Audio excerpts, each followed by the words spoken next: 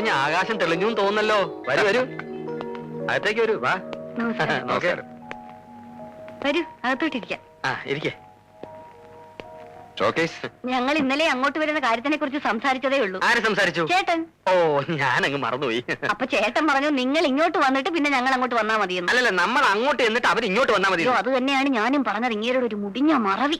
ഒരു കുറ്റമാണോ? ഏതായാലും ഞങ്ങളുടെ കടം തീർന്നല്ലോ. ഇനി നിങ്ങൾക്ക് അങ്ങോട്ട് വരാമല്ലോ. പിന്നെന്താ, അങ്ങോട്ടോ ഇങ്ങോട്ടോ ഒന്ന് ഇറങ്ങാൻ പരിചയക്കാരുടെ വീടില്ലാതെ ശ്വാസം മുട്ടി ഇരിക്കുകയായിരുന്നു ഞാനും ചേട്ടനും. അല്ലേട്ടാ? വല ചിലക്കാണ്ടിരി, ഇവർക്കും എന്തെങ്കിലും പറയാനുണ്ടാവും. വലേ? അതെ, വസന്ത കോകില. നീളം കുറച്ച് വാല തുടങ്ങിയ പിന്നെ ചീഫ് മിനിസ്റ്റർ വണ്ടി പോലെ നിർത്താൻ പാടാ. ഭയങ്കര തമാശക്കാരനാ. അതുകൊണ്ട് എനിക്കിവിടെ ബോറടിയില്ല. മിസ്സസ് നന്ദകുമാർ എന്താ ഒന്നും മിണ്ടായിരിക്കുന്നേ? അതിന് നീ ഒരു ഗ്യാപ്പ് കൊടുത്തിട്ട് വേണ്ടേ? ആതിരെ ഇതുപോലെ കൂടുതൽ സംസാരിക്കുന്ന കൂട്ടത്തിലല്ല. പിന്നെ എല്ലാരുമായിട്ടും പരിചയമായി വരുന്നല്ലേ ഉള്ളൂ. അയ്യോ, ഹണിമൂൺ ട്രിപ്പ് ഒന്ന് പ്ലാൻ ചെയ്തില്ലേ?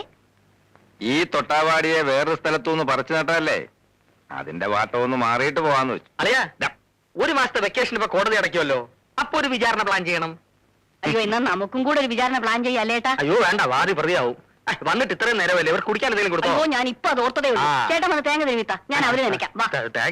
ചെല്ല് ചെല്ല്. ഇവരിരിക്കുന്നെന്നും പറഞ്ഞ നാണിക്കൊന്നും വേണ്ട.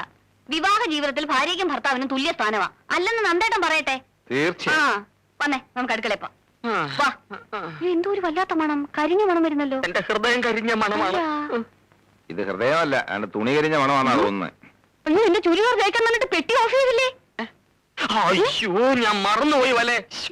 എനിക്ക് വയ്യ ഇയാളെ ഒരു മറവി. സാധാരണ എല്ലായിടത്തും ഭാര്യയാണ് ഭർത്താവിന് ഇസ്തിരി ഇട്ട് കൊടുക്കുന്നത്. ഇവിടെ നേരെ തിരിച്ച.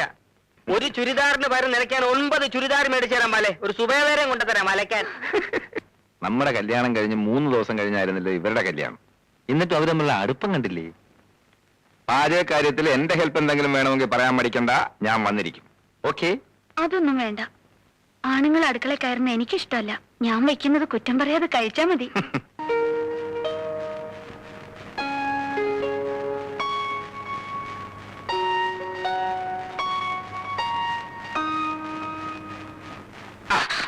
എന്നും വൈകുന്നേരം കുത്തി പൊളിക്ക് എന്താണെന്ന് അറിയാമോ? അങ്ങനെ പറയണ്ട. ഒരാളുടെ പേഴ്സണൽ ഡയറി വായിക്കുന്ന ശീലം അത്ര നല്ലതല്ല. വലിയ വക്കീലായിട്ട് ഇതൊന്നും അറിയില്ലേ? നമ്മളിടയിൽ എന്തോന്ന് പേഴ്സണൽ. ഇരുമയാണെങ്കിലും നമ്മളൊറ്റ കരളല്ലേ, നീ എന്റെ ജീവനല്ലേ. അതുവേ ഇതറേ. അതുകൊണ്ട് ഇപ്പൊ ഇങ്ങോട്ട് കൈ കടത്തണ്ട. അപ്പോ പിന്നെ എപ്പോ കൈ കടത്താം? പറയാം. ഒരു മുതുമുത്തശ്ശനായി പല്ലയൊക്കെ കൊഴിഞ്ഞ് വടിയും പിടിച്ചു നടക്കുന്ന ഒരു വയസ്സനായി നന്ദേട്ടൻ ഏതെങ്കിലും മൂലയ്ക്ക് കുത്തിയിരിക്കുമ്പോ ഞാൻ അടുത്തു വരാം. അന്ന് നമുക്ക് ഒരുമിച്ചിരുന്ന് ഡയറി വായിക്കാം. മറക്കണമെന്ന് കരുതിയതും ഓർമ്മിക്കാൻ പാടില്ലാത്തതുമായ പലതും ഇതിലുണ്ടാവും. അന്ന് കിട്ടുന്ന ആ സുഖം ഇന്നിത് വായിച്ച പിന്നെ കിട്ടിയെന്ന് വരില്ല. അതുകൊണ്ട് അന്ന് വായിക്കുന്നതല്ലേ സുഖം. മതിയെങ്കിൽ മതി.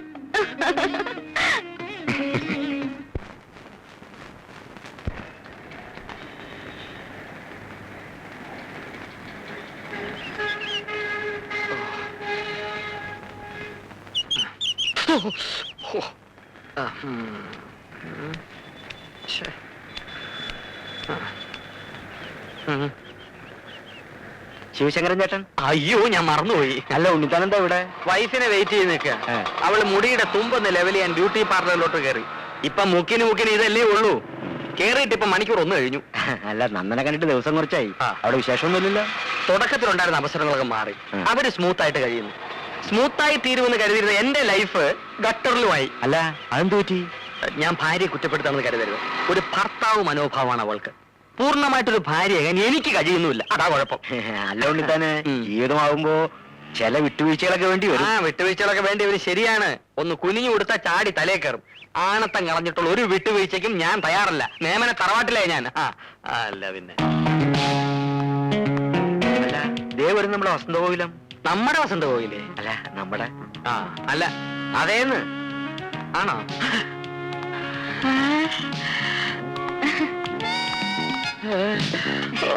നമുക്ക് പോകാൻ ചേട്ടാ. നിന്റെ മുടി എന്തേടി? ആരോട് ചോദിച്ചോണ്ട്? എന്റെ മുടി മുറിക്കാൻ ആരുടെയെങ്കിലും അനുവാദം വേണോ? റോഡാണ് മോശം. പിന്നെ നിനക്ക് മുട്ടറ്റ മുടി ഉണ്ടായിരുന്നോണ്ടാണ് ഞാൻ നിന്നെ കല്യാണം കഴിച്ചത്. അജാനുബാഹു, അത് നിനക്കറിയോ? ഓ, അപ്പൊ ഉണ്ണിയായിട്ട് എന്റെ മുടിയാണ് ഇഷ്ടപ്പെട്ടത്, എന്നെ അല്ലല്ലേ? മുടിയും തടിയും ജോലിയും വീടും എല്ലാം ഉൾപ്പെടെ മൊത്തത്തിലാണ് നിന്നെ ഞാൻ ഇഷ്ടപ്പെട്ടത്. ഹോൾസെയിൽ. കല്യാണം കഴിഞ്ഞോടെ മുടി മുറിച്ചേക്കാൻ എനിക്കൊരു നേർച്ച ഉണ്ടായി. പിന്നെ അയ്യോ. പെണ്ണുങ്ങൾക്ക് മുട്ടറ്റ മുടി വേണമെന്നൊരു സ്റ്റൈലിന് ആണുങ്ങൾക്ക് പറയാം. പക്ഷേ ഇത് നനച്ചുണക്കി ചുവന്നു നടക്കുന്നതിന്റെ കഷ്ടം ഞങ്ങൾ പെണ്ണുങ്ങൾക്ക് അറിയാമോ? അത് ശരിയാ. ഏത് ശരിയാണ്? എന്താ തന്റെ പേര്? ശിവശങ്കരൻ. ആ, ശിവശങ്കരൻ കേറ്. നന്നായിട്ട് കാറ്റ് കയറും. ആ, എന്തൊരു ഇത് സുഖം. എന്തോന്ന് അയ്യോ, സീറ്റ് ഇത്? അയ്യോ, അപ്പൊ ഞാനേ വരും. വരണ്ട. കഴുത്തി പൂടയില്ലാത്ത കോഴികളെ ഞാൻ എന്റെ സ്കൂട്ടറിന്റെ പിന്നെ കേറ്റാറില്ല. നീ മുടി പോയ സുഖത്തിൽ സുഖിച്ച് റോഡേ നടന്നു വന്നാൽ അവിടെ മുടിഞ്ഞും മുടി തെറിച്ച ശവം.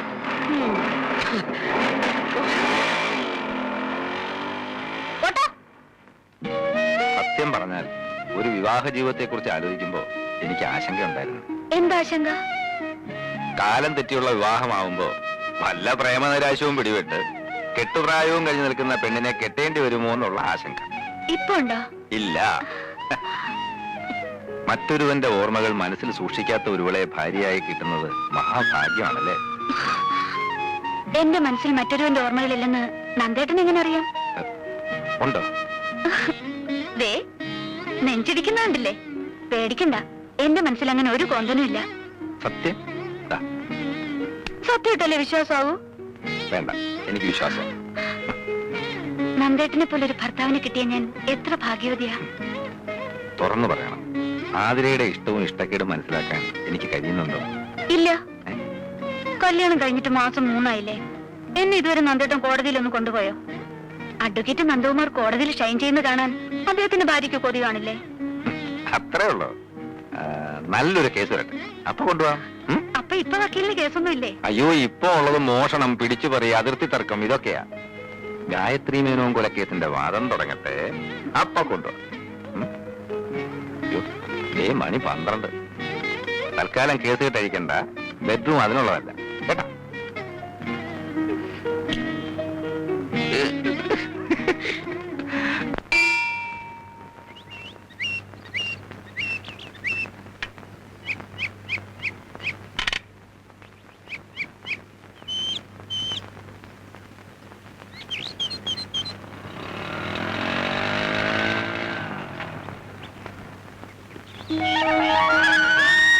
ഞാൻ വീട്ടിൽ പോയിട്ട് വരിക.